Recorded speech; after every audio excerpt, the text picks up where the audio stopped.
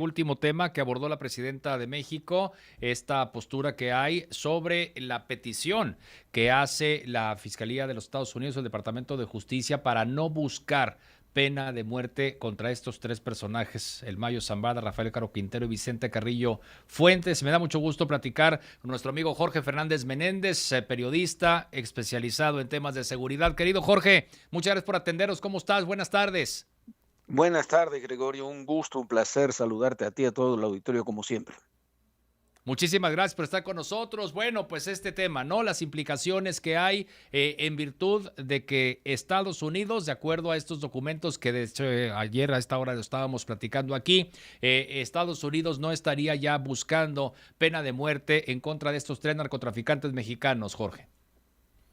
Sí, mira, no sabemos cuáles son las razones. Hay muchas especulaciones. Una es la que decía la presidenta de la oposición de México a la pena de muerte, aunque hay que recordar que ninguno de estos tres casos fue en términos estrictos extraditado. Fueron, en el caso del Vícero y de Caro Quintero, fueron entregados, así se fue la palabra que se usó, a Estados Unidos, y en el caso del Mayo Zambada, bueno, todos recordamos hace un año cómo apareció allá en Nuevo México en circunstancias que tampoco conocemos.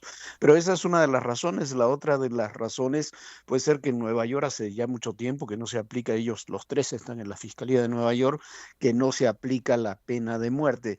Pero la más probable es que haya algún tipo de acuerdo de negociación que hayan tenido con las autoridades, con las fiscalías estadounidenses, porque recordemos que Frank Pérez, el abogado del Mayo, ya había hablado del tema. Incluso el Mayo había enviado una carta ahí con amenazas, una suerte de amenazas de que tendría que hablar si se le aplicaba la pena de muerte y demás.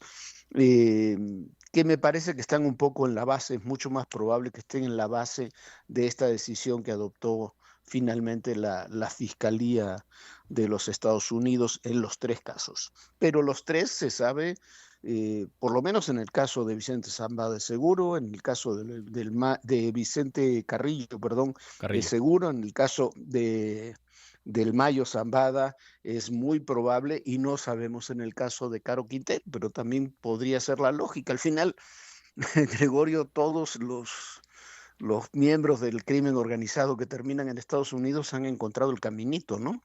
Y el caminito es Ujú. negociar con las autoridades de Estados Unidos para tener beneficios legales en sus condenas y demás. Claro, yo en algún momento sí pensaba que el caso Caro Quintero, por ser una deuda histórica, por ser el caso, pues lo sabemos todos, de 1985, del agente de la DEA, Enrique Kiki Camarena, una vez en Estados Unidos dije, pues, y ya al ser alguien que no está propiamente liderando grupos de la delincuencia, como que ya ves que es un personaje del pasado, dije, pues a lo mejor ahí sí le tocaría, ¿no? A Caro Quintero.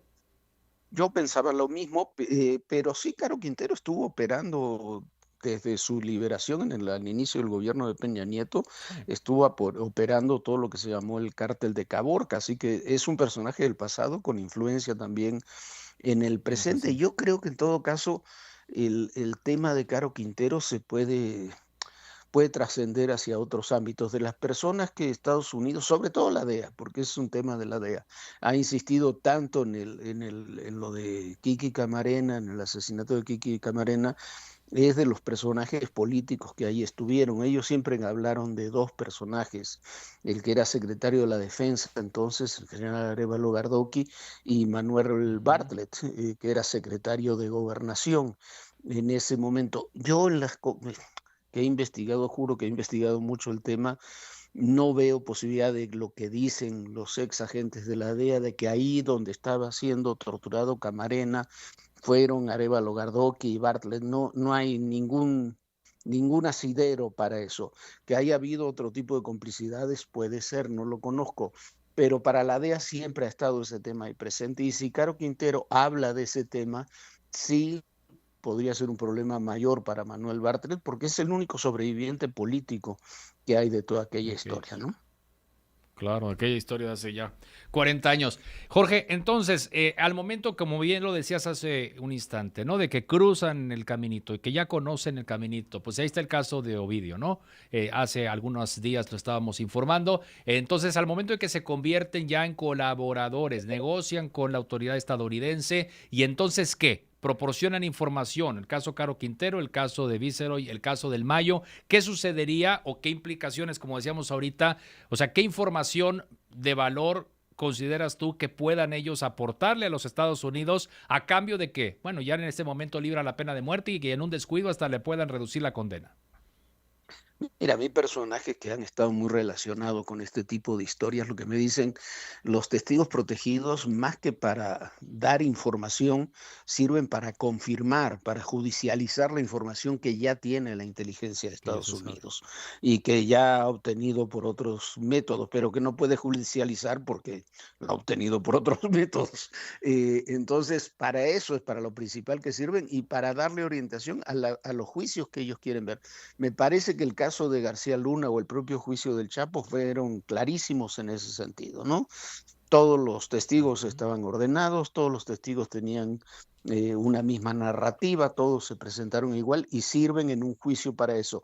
Ahora bien, si se declaran culpables, no hay juicio. Entonces, esa información y todo lo que tengan sirven para otros objetivos, que son seguir otros casos que se están abordando, pero también para las presiones políticas que se ejercen sobre distintos gobiernos, en este caso el gobierno de México. Y vaya, imagínate el caudal de información que debe tener un hombre como el Mayo Zambada, que estuvo como 30 años líder Cierto. del grupo más poderoso del narcotráfico en México, ¿no? Claro. Ahora, el acuerdo, y lo que decía la presidenta el día de ayer, el acuerdo de seguridad de México con Estados Unidos, que no está bajo amenaza, y digo esto a raíz de la violencia que se ha vivido en el país, y lo que más lógicamente ha impactado, pues la imagen que todos vimos, ¿no? Lo sucedido en Reynosa apenas el pasado lunes por la tarde, Jorge. Sí, yo creo que el convenio no, de seguridad, habrá que conocerlo, porque la verdad lo único que sabemos es que hay un convenio, no sabemos qué dice, ni de qué trata, ni cuál es el tipo de colaboración que se tiene que establecer. El convenio se va a firmar, el gobierno está ahí y existe la voluntad de hacerlo.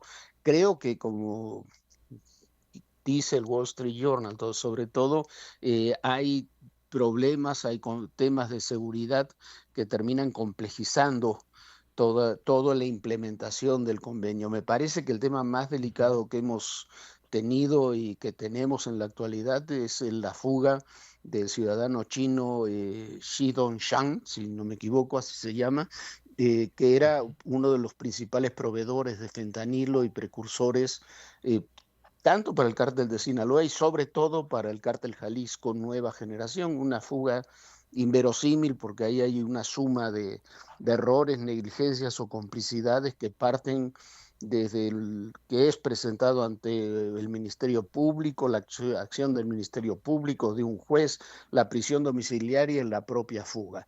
Entonces, ese sí es el tipo de temas, más que los ataques tipo lo de Reynosa ayer, que complejizan la relación Sí. bilateral en seguridad, porque este era un personaje buscado y reclamado por los Estados Unidos.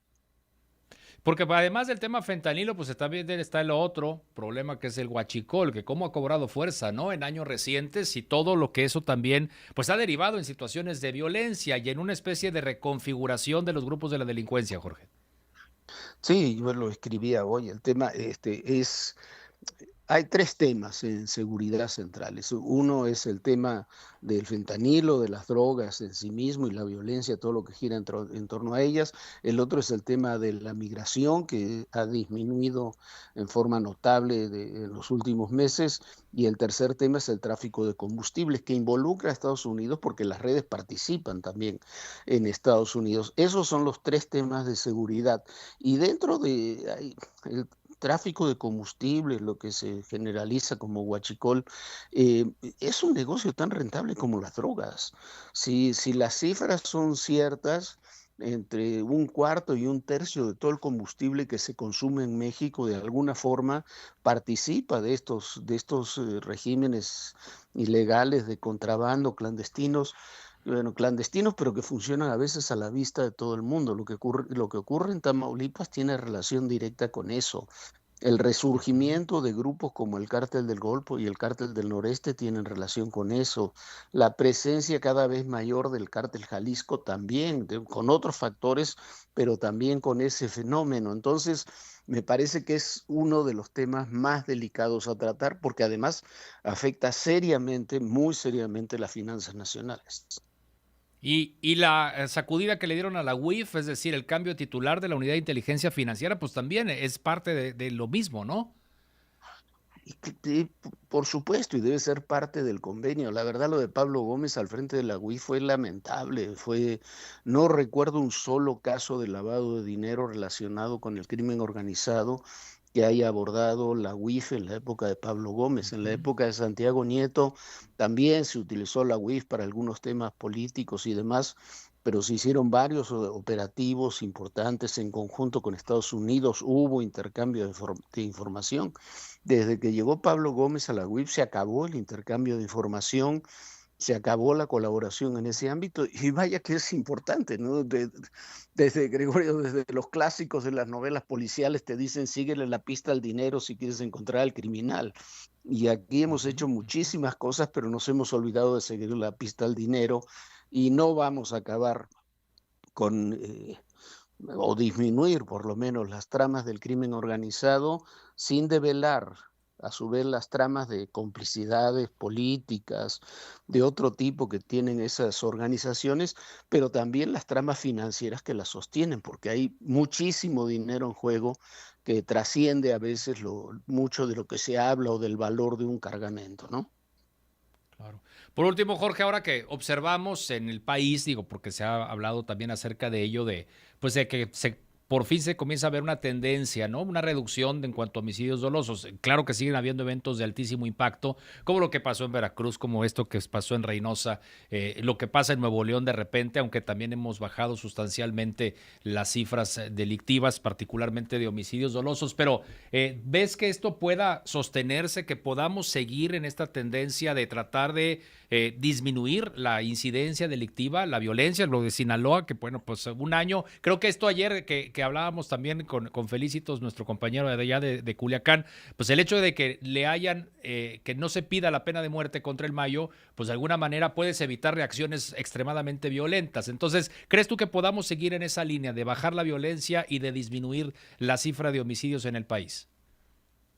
Mira, yo creo que la cifra de homicidios se está disminuyendo y se puede disminuir, bueno, se está demostrando que se puede disminuir. Hay que poner mucha atención porque la violencia y el crimen organizado también se mueve del lugar de acuerdo a las coyunturas. Estamos viendo todo lo que está ocurriendo en Sinaloa, pero lo que ocurre en Sinaloa y este enfrentamiento entre los chapitos y la malliza tiene repercusión en otros ámbitos. Por ejemplo, en el empoderamiento creciente del cártel Jalisco. Hay que verlo, lo decías tú hace un minuto, lo que está sucediendo en todo el Golfo de México, en Tamaulipas, Veracruz, en Tabasco, y va hasta Quintana Roo y Chiapas, Campeche y Chiapas. Ujú. Entonces, ahí hay un cambio de presencia de grupos, de hegemonía de grupos es una ruta además donde se involucra el tráfico de drogas, el tráfico de combustibles, el tráfico de personas.